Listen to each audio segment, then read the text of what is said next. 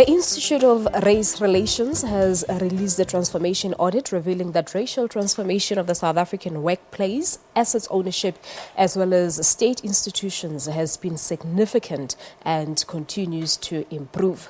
It has reported, among others, that the proportion of top managers who are black has increased from 12.7% in 2000 to 27.6% in 2015, or by 117.3%.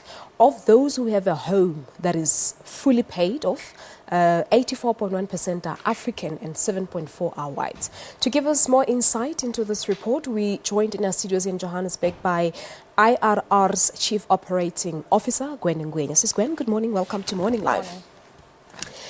Talk to us about why this report came about and how it was researched. Well, we thought it was important as a research organisation to infuse the conversation and debate around the State of the Nation address with some of the data of what is the progress that we've made since 1994. And I think that allows us to evaluate any progress that we've made, but also to understand the drivers of transformation. So our main goal was to also reframe the transformation debate and give people more accurate benchmark against which to evaluate the progress we've made. Yeah, let's take a look at black top managers. I'm looking at the numbers. It looks like this is quite a significant improvement.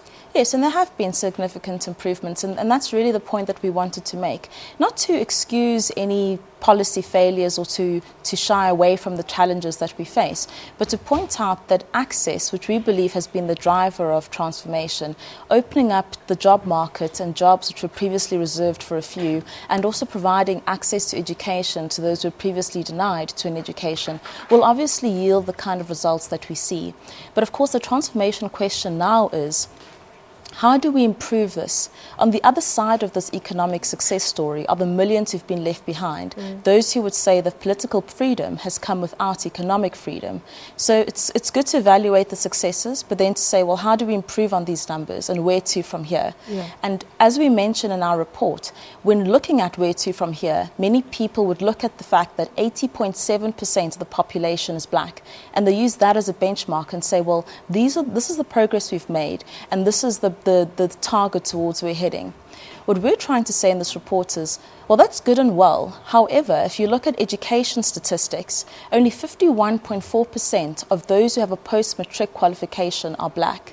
So it'll be impossible to have transformation targets or results that are above this education threshold. So basically you're saying that transformation should not be benchmarked against the economically active and qualified population instead of the total population of black Africans. Yes. Well, especially if you're going to look at senior management, the transformation of the judiciary, those who spend over 10,000 Rand a month, etc. If you're looking at that kind of data, you're looking at an echelon or a cohort of people who are required to have to be highly skilled or skilled and in order to be in that position. And we're saying that only those who have a post-matric qualification could reasonably be expected to occupy those positions, and we are not there yet. But can we really say that, I mean, if you are to look at these gains for black people in management positions as well as this ownership stats, has it really translated into societal change? Well, societal change, I suppose, is a big question. But and as we're trying to say is that people mustn't read this report as, we're giving a pat on the back of government and saying, well done, we've now reached our destination. No, it's to assess how far we've come. And as I said, in order to ask, how much progress do we still need to make? We need to make sure we have accurate benchmarks, as well as to understand the drivers of transformation. So that means shifting the transformation debate, whereas previously transformation tends to focus on the targets and the outcomes. We're saying turn the transformation debate on its head and instead focus on the inputs. We need economic growth that absorbs a greater number of people into the job market. We need education a quality education that will yield better results. As we've seen, only 26% of black South Africans who wrote mathematics received a pass mark of over 40%, as compared to 84% of white South Africans. And this is a massive, skills differential. There's a difference, exactly. And with that kind of skills differential, you can't hope to have better economic transformation than we've seen thus far. But what is still lacking? I mean, to overcome the problem of schools that are still performing poorly? Well, we know that resources or funding is not necessarily the problem. We have one of the highest expenditures relative to GDP going into the education sector.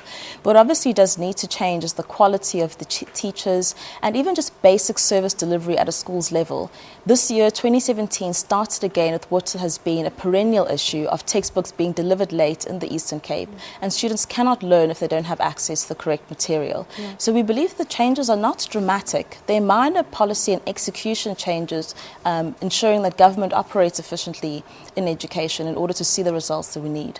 Yeah, no, certainly. And obviously transformation will be held back. It would actually be judged based on the quality of education that we have. Yes, and that's the conclusion that we've made, is that education provides a transformation ceiling, and you will not be able to achieve transformation results that go beyond what the educational outcomes. And a lot of people, especially from government, they actually blame the whole situation on the poor performance of schools, on the legacy left by the apartheid regime, that, it will take time to overturn the situation.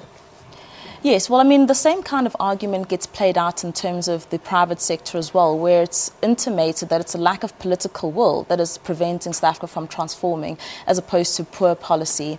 But unfortunately, when you look at, for example, late textbook delivery, when you look at the impact that teachers' strike have on the number of educational hours that students have, when you look at all the inputs that are driving our failure in education, it's hard to come to the conclusion that it's mostly as a result of historical shortcomings. All right, quite an interesting one, Gwen. We'll leave it at that, but thank you so much for coming through. Thank you for having me. Thank you very much indeed. That is Gwen Ngwenya. She is the Chief Operating Officer from the Institute of Race Relations, talking to us about the transformation audit that reveals that racial transformation of South African workplace assets, ownership and state institution has actually improved quite a lot.